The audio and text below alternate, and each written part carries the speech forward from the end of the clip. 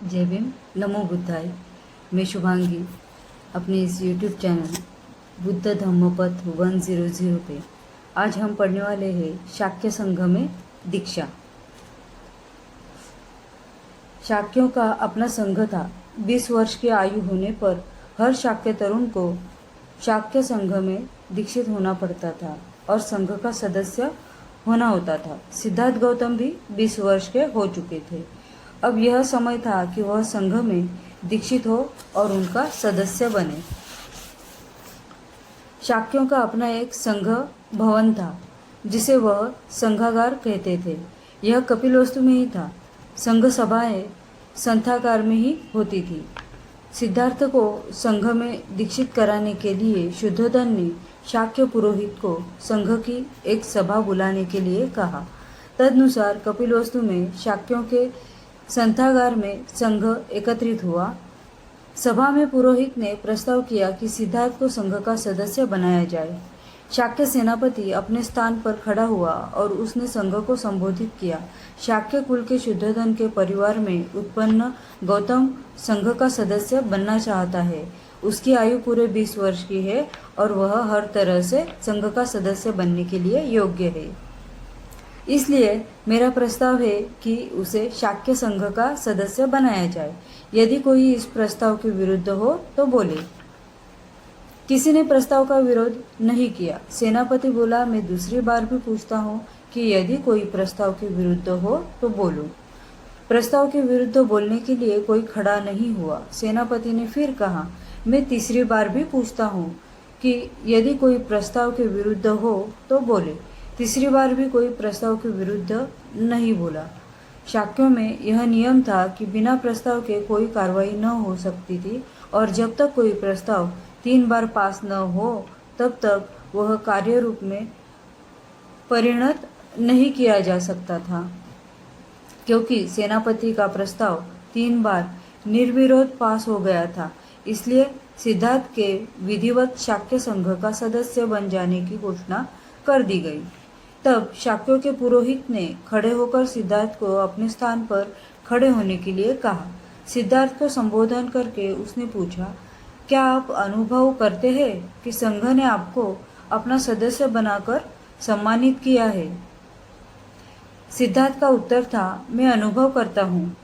क्या आप संघ के सदस्यों के कर्तव्य जानते हैं? मुझे खेद है कि मैं उनसे अपरिचित हूँ, किंतु उन्हें जानकर मुझे बड़ी प्रसन्नता होगी। पुरोहित बोला, मैं सर्वप्रथम आपको बताऊंगा कि संघ के सदस्य की हैसियत से आपके क्या कर्तव्य है। उसने उन्हें एक एक करके क्रमशः बताया। 1. आपको अपने तन मन और धन से शाक्यों के स्वार्थ की रक्षा करनी होगी। आपको संघ की सभाओं में उपस्थित रहना होगा। आपको बिना किसी भी भय या पक्षपात के किसी भी शाक्य का दोष खुलकर कह देना होगा। यदि आप पर कभी कोई दोषारोपण किया जाए तो आपको क्रोधित नहीं होना होगा। दोष होने पर अपना दोष स्वीकार कर लेना होगा। निर्दोष होने पर वैसा कहना होगा। इसके आगे पुरोहित ने कहा, मैं आपको बताना चाहता हूँ कि क्या करने से आप संघ के सदस्य नहीं हो सकेंगे।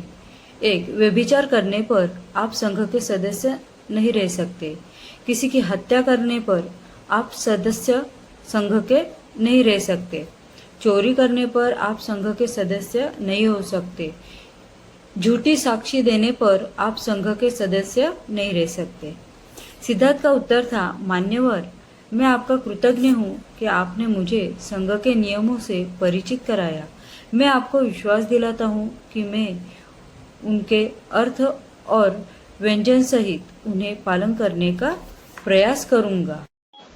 यहीं से अब सिद्धार्थ गौतम के जीवन में संघर्ष शुरू हो जाता है। अब पढ़ते हैं संघर्ष से संघर्ष।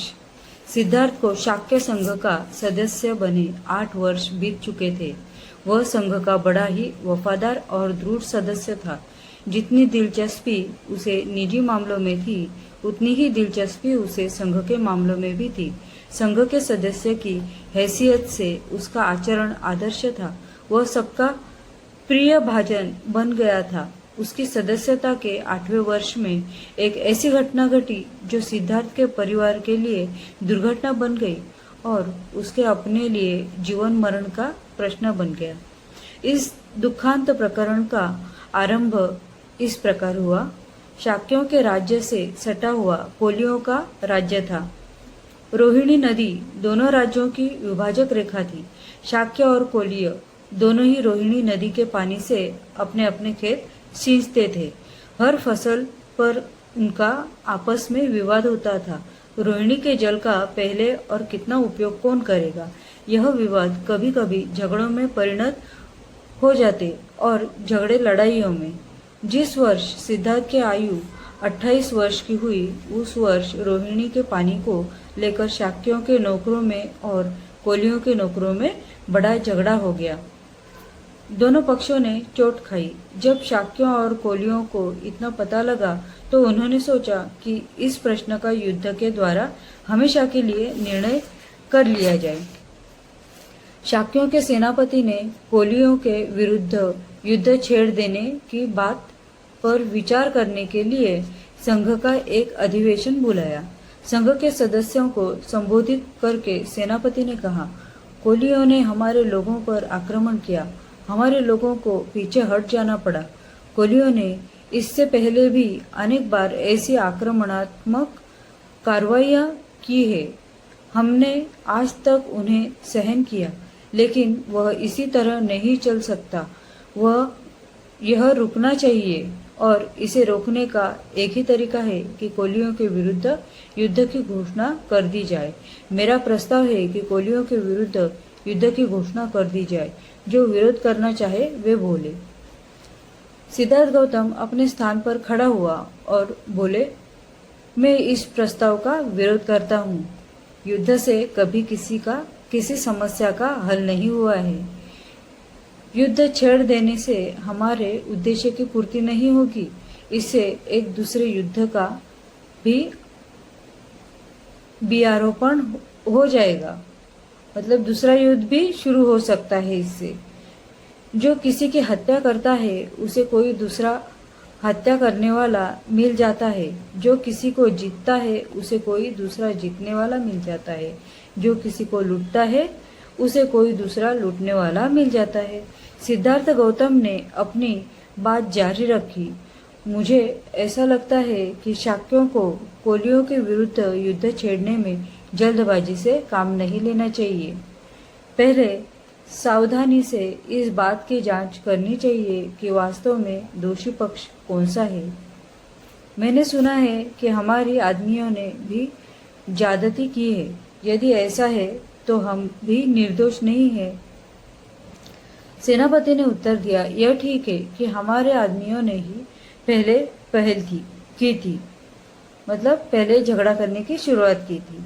लेकिन यह याद रहना चाहिए कि पहले पानी लेने की भी यह हमारी ही बारी थी। सिद्धार्थ गौतम ने कहा, इससे स्पष्ट है कि हम भी सर्वथा निर्दोष नहीं है। इसलिए मेरा प्रस्ताव है कि हम अपने में से 2 आदमी चुने और कोलियों से भी कहा जाए कि वे भी अपने से 2 आदमी चुने और फिर यह चारों मिलकर यह 5वां आदमी चुने। ये 5 आदमी मिलकर झगड़े का निपटारा करे।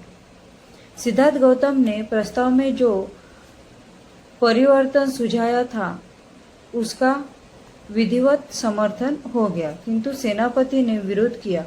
कहा, मुझे निश्चय है कि जब तक कोलियों को कड़ा दंड नहीं दिया जाता है तब तक उनका यह टंटा समाप्त नहीं होगा, उनका झगड़ा यह समाप्त नहीं होगा।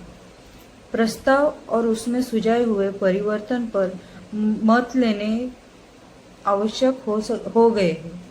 पहले सिद्धार्थ के सुझाए परिवर्तन पर ही मत ले लिए गए। बहुत बड़े बहुमत से सिद्धार्थ का सुझाव अमान्य हो गया। इसके बाद से सेनापति ने स्वयं अपने प्रस्ताव पर मत मांगे। सिद्धार्थ गौतम ने फिर खड़े होकर विरोध किया। उसने कहा, मेरी प्रार्थना है कि संघ इस प्रस्ताव को स्वीकार न करे। शाक्य और कोलीय निकट संबंधी है, परस्पर एक दूसरे का नाश करने में बुद्धिमानी नहीं है। सेनापति ने सिद्धार्थ गौतम की स्थापना का सर्वथा विरोध किया। उसने इस बात पर जोर दिया कि युद्ध में क्षत्रियों के लिए कोई अपना पराया नहीं होता है। राज्य के लिए उन्हें अपने सगे भाइयों से भी लड़ना ही चाहिए। ब्राह्मणों का धर्म है यज्ञ करना, क्षत्रियों का धर्म है युद्ध करना, वैष्णव का धर्म है व्यापार करना और शूद्रों का धर्म है सेवा करना। हर किसी को अपना अपना धर्म निभाने में ही पुण्य है, यही शास्त्रों की आज्ञा है। सिद्धार्थ का उत्तर था, जहाँ तक मैं समझ सकता हूँ, धर्म तो इस बात के हृदयंगम करने में है कि वैर से वैर कभी शांत नहीं होता है, यह केवल अवैर से ही शांत हो सकता है। सेनापति बेसब्र हो उठा, बोला, इस दार्शनिक शास्त्रार्थ में पढ़ना बेकार है। स्पष्ट बात यह है कि सिद्धार्थ को मेरा प्रस्ताव अमान्य है। हम संघ का मत लेकर इसका निश्चय करें कि संघ का क्या विचार है। तदनुसार सेनापति ने अपने प्रस्ताव पर लोगों के मत मांगे। बड़े भारी बहुमत से प्रस्ताव पास हो गया।